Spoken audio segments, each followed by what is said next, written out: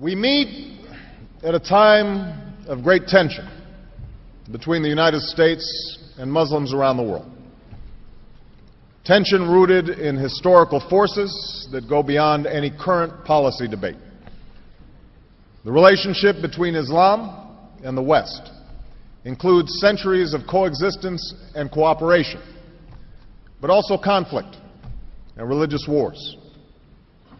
More recently, tension has been fed by colonialism that denied rights and opportunities to many Muslims, and a Cold War in which Muslim-majority countries were too often treated as proxies without regard to their own aspirations. Moreover, the sweeping change brought by modernity and globalization led many Muslims to view the West as hostile to the traditions of Islam. Violent extremists have exploited these tensions in a small but potent minority of Muslims. The attacks of September 11, 2001, and the continued efforts of these extremists to engage in violence against civilians has led some in my country to view Islam as inevitably hostile not only to America and Western countries, but also to human rights. All this has bred more fear and more mistrust. So long as our relationship is defined by our differences, we will empower those who sow hatred rather than peace, those who promote conflict rather than the cooperation that can help all of our people achieve justice and prosperity. And this cycle of suspicion and discord must end.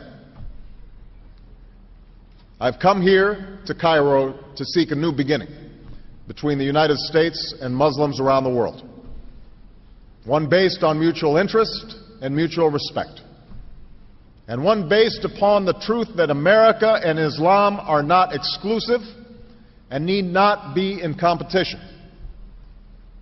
Instead, they overlap and share common principles of justice and progress, tolerance, and the dignity of all human beings.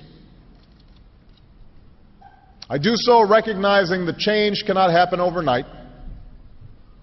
I know there's been a lot of publicity about this speech, but no single speech can eradicate years of mistrust, nor can I answer in the time that I have this afternoon all the complex questions that brought us to this point.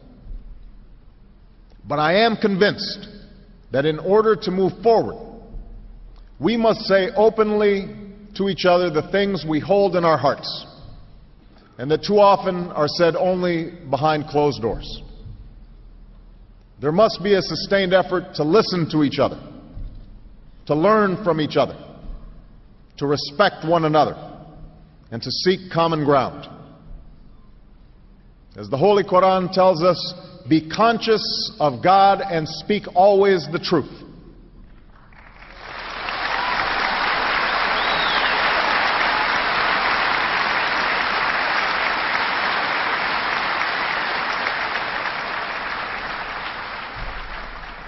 That is what I will try to do today, to speak the truth as best I can, humbled by the task before us, and firm in my belief that the interests we share as human beings are far more powerful than the forces that drive us apart.